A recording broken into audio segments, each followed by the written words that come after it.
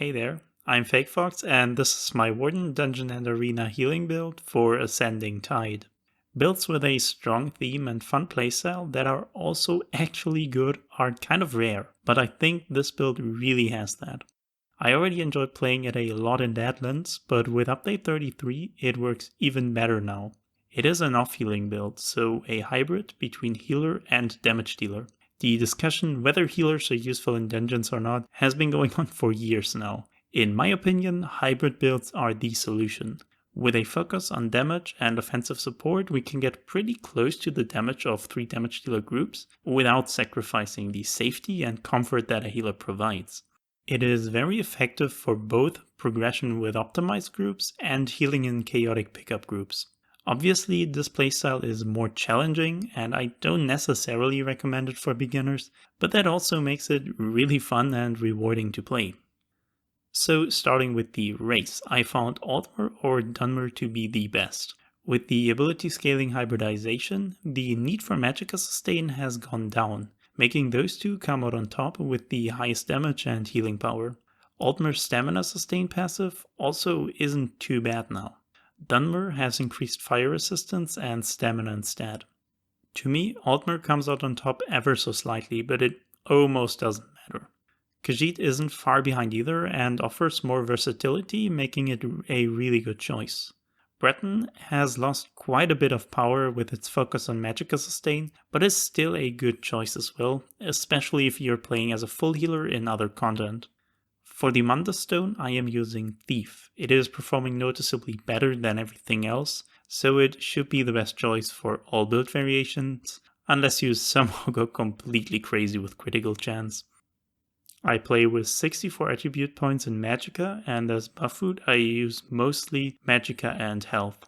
Even on Altmer my Magicka sustain is usually fine, but it of course depends on the group. Slower fights and higher incoming damage increase the need for Magicka, so you might have to switch to Witchmother's Potent Brew. In that case, you can put some points in health, but it's not really necessary. For the potions, this build is really flexible. We can have both Major Sorcery and Prophecy in the build, so we usually don't need spell power potions. Instead, we can, for example, use Tri-set potions for the stamina sustain. Just using the looted Magicka potions isn't too bad either, but the sustain loss is noticeable. The concept of this build is utilizing Warden's class healing abilities to play double Frost Staff to provide support with Minor Maim and Brittle, giving this build a really cool identity, quite literally. For the 5-piece sets, we are using Spell Power Cure and Master Architect, two of the strongest offensive support sets that fit this build really well. Spell Power Cure gives Major Courage, weapon and spell damage on overheal, and Master Architect gives Major Slayer based on ultimate points spent. This build allows us to run a Maelstrom Destruction Staff on our back bar and then also have a monster set or mythic item, leading to amazing damage potential. The theoretically strongest option is Harpooner's Warding Kilt, but it is kind of unreliable and situational.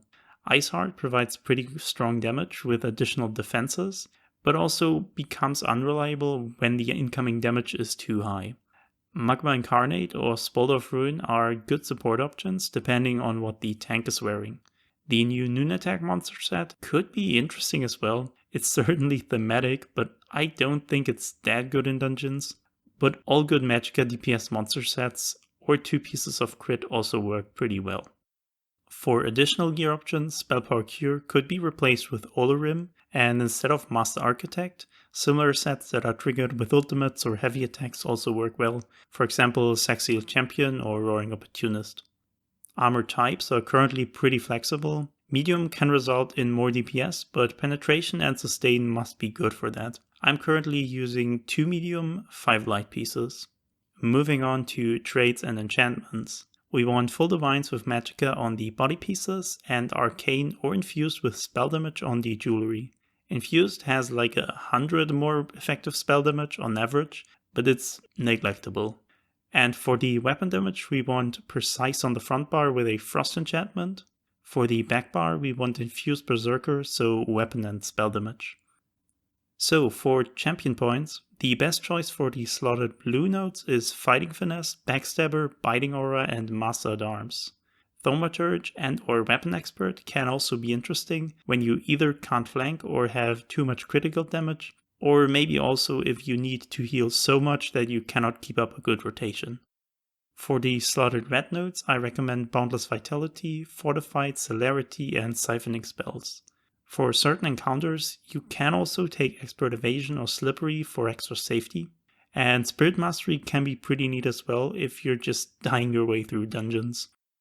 Continuing with the skills. For this build, I decided to go with a no spammable approach. This keeps the damage more consistent in high healing phases, and feels really good to play in my opinion. It also works really well for Warden in particular, as the class isn't reliant on its spammable anyways.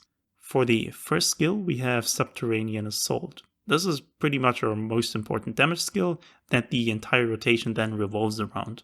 Using the Stamina Morph here for the longer duration makes for a more effective rotation overall and also benefits our sustain. And then we have 4 dots. On our front bar, Veteran Faction for minor vulnerability and Winter's Revenge as one of our brittle sources. And on the back bar, we have Unstable Wall for the Maelstrom Staff and to keep up our Berserker enchantment, and Mythic Orb for the Combustion synergy. Then on the front bar, we have Marp Trap for minor force and the Fighter's Guild passives. You could also use Channel Acceleration instead if you can't get into melee range, for example, or use it as a flag spot for additional healing. And the last front bar slot is also kind of a flag spot. I usually play with Blue Betty, but if you don't need the sustain, you can replace it for healing or support.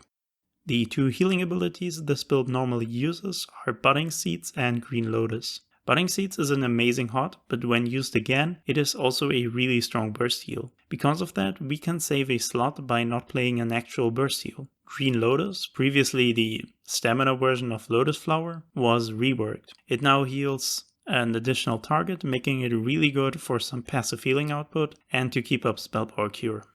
And the last skill is Elemental Drain for Minor Magicka Steel. If there is another source of Minor Magicka Steel in the group, this is also a flag spot. I tend to replace it with Expansive Frostcloak. And as my ultimate, I like using Eternal Guardian. The burst damage output in single target is pretty insane, and the very cheap cost gives me a lot of freedom on when I want to activate Master Architect. You can also play with Elemental Rage for high burst damage. If the tank is a Necromancer using Colossus instead of Warhorn, you probably should be using Warhorn instead. But whatever ultimate you use, make sure you only activate it on your front bar, because that's where Master Architect is. Moving on to the passives. You obviously need your 3 class lines. There are also a few things you should know about Warden's passive. Animal Companion skills increase your damage when slotted, so you want them on your front bar. Green Balance skills buff minor toughness, 10% increased health, which you want to keep active on all group members. There are also a few other really good effects, but those are the most important to keep in mind when changing things about this build. Continuing with the other passives, you need Destruction Staff, Light Armor, Medium Armor, Fighter's Guild Undaunted, Racial, and from Alchemy Medicinal use. Now to the rotation.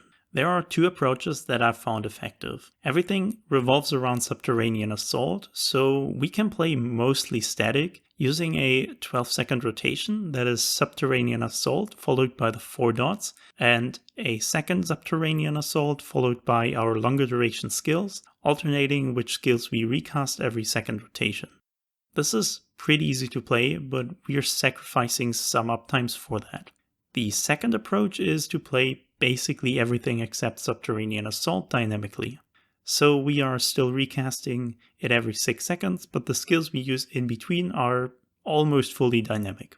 This is overall more effective, but because the timings don't line up, we are ending up with our 4 dots being on different timers, and it can get pretty messy to play. What I tend to do is try to play dynamic as much as possible, but when fights get chaotic and require more healing, I fall back on recasting my 4 dots together with a 1 Subterranean Assault, so I can concentrate more on surviving and healing. We also want to recast Budding Seeds with every Subterranean Assault. The idea is to always have it active, so we can instantly use the second cast to burst heal when someone drops. If you find that you just can't effectively heal with that, you can replace a Flexbot skill with Echoing Vigor or Fungal Growth. And of course, you want to be weaving. Weaving is important on every build, but even more so for off healing. Because a lot of the global cooldowns for an off healer are not dealing any damage, light attacks become, relatively speaking, a bigger damage source. And the Maelstrom stuff also buffs the light attacks, and with Green Lotus they are also a healing and sustain source. So how do you apply that to an actual fight? Positioning is really important here. Playing a hybrid role, we need to be in a good healer and DD position at the same time.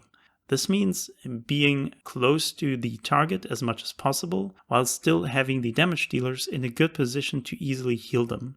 I usually try standing behind the damage dealers, but if they are too far away or too split up, I stand at the side of the target, lining up both damage dealers on one side of me.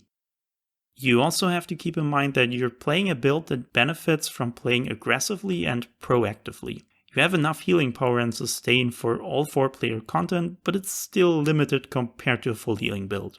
The worst thing you can do is to become overly defensive. If you just sit back and spam healing, things spiral out of control and you will run dry eventually. Your offensive power allows you to control the fight, and you have to utilize that. Keep your healing, damage, support, and resources up consistently, and use your knowledge and situational awareness to stay in control of the fight. For example, if you see a net that could lead to problems and damage dealers are ignoring it, use your own damage potential to get rid of it before it becomes a problem. This is something that a normal healing build can't do. And there's one more thing I quickly want to cover before ending this video. Basically, troubleshooting. A healing build with 2 frost saves is kind of unique and also comes with unique problems. Your biggest problem is tanks that provide Minor Brittle because it makes your frost saves kind of useless. Despite Warden's bonus to frost damage, other elements actually deal more damage. In my experience, this is not really a problem in pickup groups, as the tanks are barely ever providing good brittle uptimes in the first place, and even then you can usually afford being a bit inefficient in this kind of content. But if you're playing with a coordinate group where you don't need brittle, either play different weapons or a different build entirely. For example, Warden off-healer with Elemental Catalyst is also very strong. And the other thing I want to mention is Minor Berserk. Because you cannot use Combat Prayer, you don't have Minor Berserk. In my opinion, this is a worthwhile trade-off, especially because Combat Prayer is ridiculously expensive now. And many damage dealers currently have Minor Berserk in their builds anyways, with Kinraz or Camouflaged Hunter. But if you want to optimize your group, you still need to communicate that so that the other players are able to adjust. So we are done with this build video. You can also find a written summary and some useful links in the description. Hope you enjoy the build, and as always, please feel free to ask me any further questions in the comments, and thanks for watching.